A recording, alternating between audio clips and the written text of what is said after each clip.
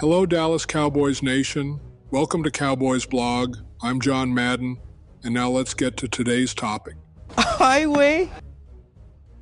What's this guy supposed to be, the ultimate badass?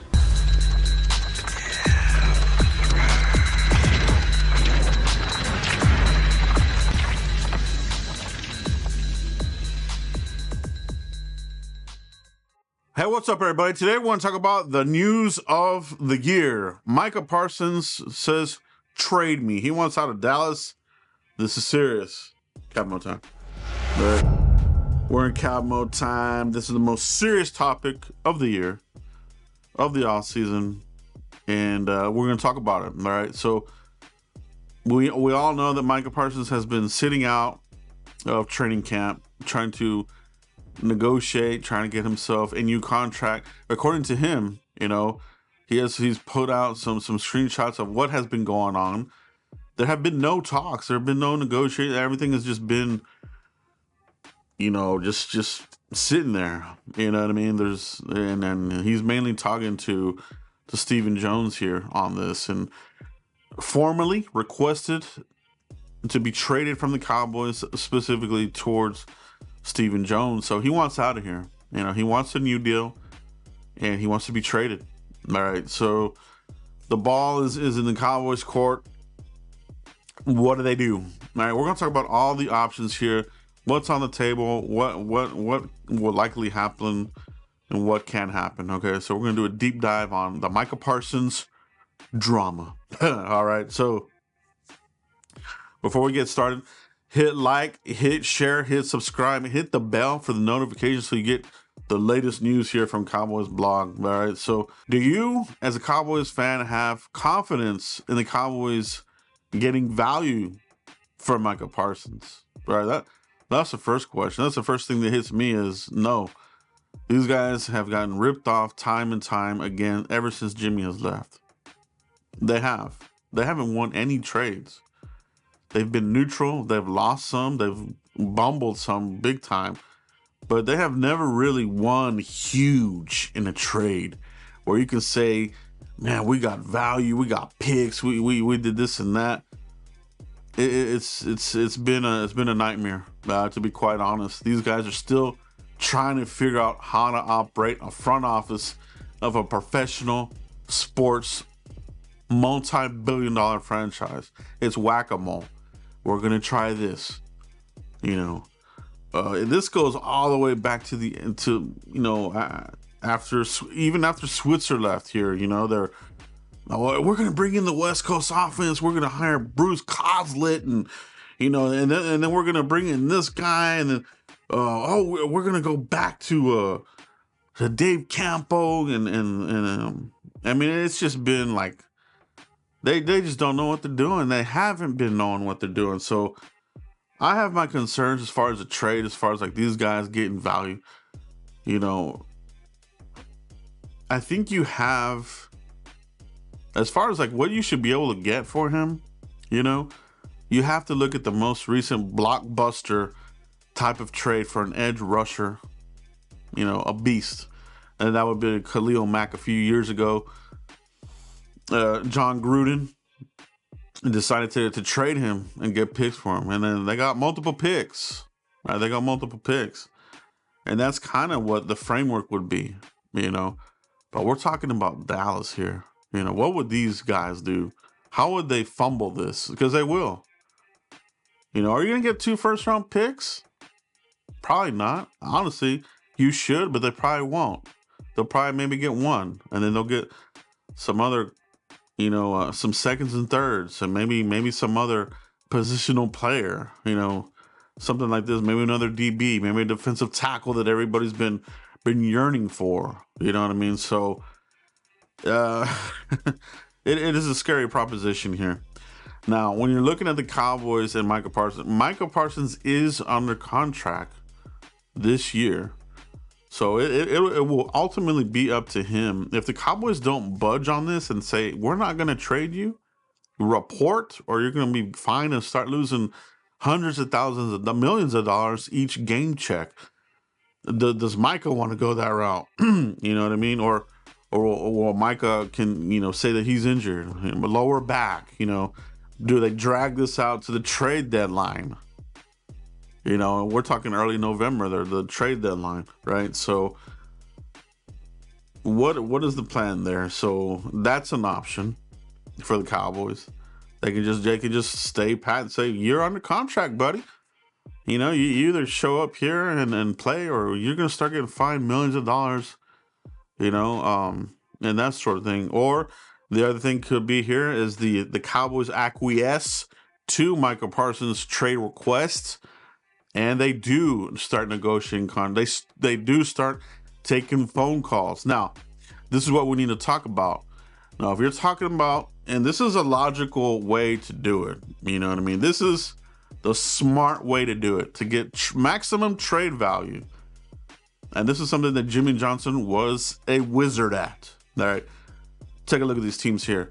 All right. Looking at this slide right here. All right. This is from Bovada. These are the Las Vegas ratings as far as like your bottom teams, what they're expected to be at the end of the year. Though they're according to Bovada, the Tennessee Titans are going to have a repeat terrible season and possibly have the first overall pick. All right. Then the Saints, the Giants, Browns, Jets, Panthers, Colts, and Raiders. All right. Now, I've broken this down to the most likely trade partners, because this is where you want to trade to. Micah's going to want to go to a championship team, probably wants to reunite with Dan Quinn. That ain't going to happen. All right. He probably wants to go to Philly or the Steelers.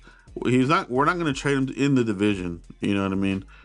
Now, if they want to go to the Steelers, that could be something that comes up. But if you're talking about the most value, you want to look at these bottom teams here, right? The Giants, I have them in red because it's an in-division team. They won't trade that.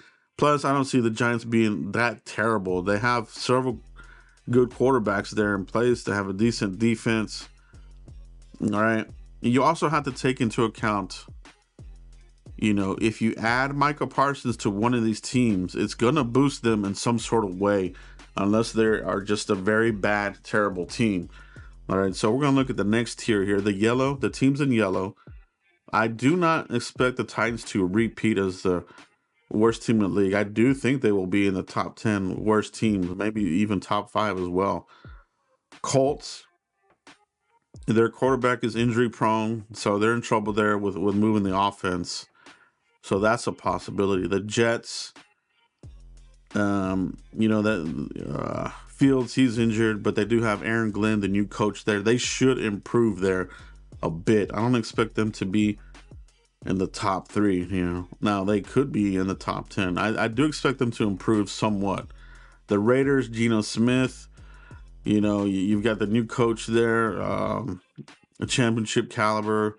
They've done some really good things there in the draft. They got Ashton Genty. I don't expect them to be this far down as well. Now, the teams that I have in green, despite what they have done in free agency, despite what they have done in the draft, I do expect these guys to possibly be in the top 3, if not the number 1 overall pick. So we're talking about the Panthers, right? Bryce Young, total bust. All right. But behind him, nothing. If you add Micah Parsons to that Panthers defense, it doesn't really move the needle on the Panthers. Same for the Browns. Myles Garrett and Micah Parsons, unstoppable. The offense is terrible. You know what I mean? They have no real running game there anymore. They've got the committee. Their secondary is really not that good. It's really Myles Garrett, and that's about it. So the Browns, I think they're going to be in the top. They're going to be there at the bottom. You know what I mean? So that would be a team to consider trading Micah to. All right. And then, of course, the Saints, new coach, Kellen Moore. They drafted Shuck, as quarterback. He has reportedly looked horrendous in camp. Looks like he's going to be a total disaster there. And you have the relationship there with Kellen Moore. Maybe the Cowboys can finesse the Saints and shipping Micah over there and getting some picks. Those would be my top 3 there. the Saints, the Browns, the Panthers, where you could have a top 3 pick, maybe even the number 1 overall pick. All right, and so that's the goal here.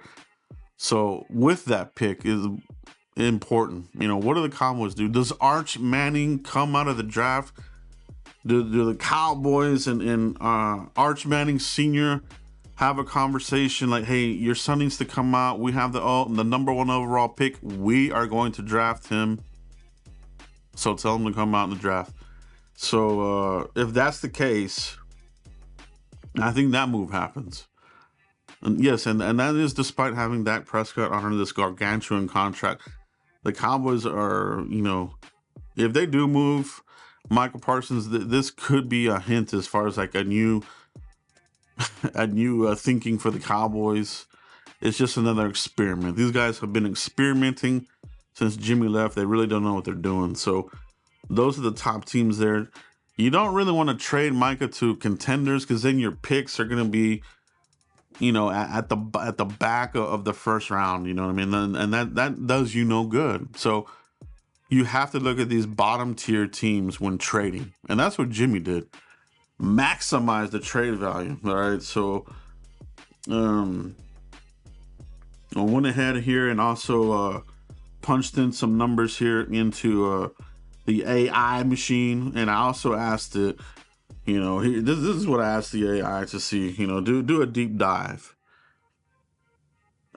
Did they win and lose a trade? After analyzing, give me the most likely trade value the Cowboys could get from Micah Parsons. And the AI came back and said, 2 first-round picks. Now, they're saying at the minimum, 2 first-round picks. The plausible structure, 1 first-round pick, 2 second-round picks, and or a promising young player, a pass rusher or O-line piece. This aligns with comparisons to the Khalil Mack trade and recent analyst model proposals. So that's where that's where it should be, right? This trade should model the Khalil Mack trade. If anything, it should actually do better. I think at this point in the career, Micah Parsons is just a better edge rusher than what Khalil Mack is or was. You know what I mean? Micah Parsons also offers, other teams the possibility of being an outside linebacker in a 3-4. You know what I mean?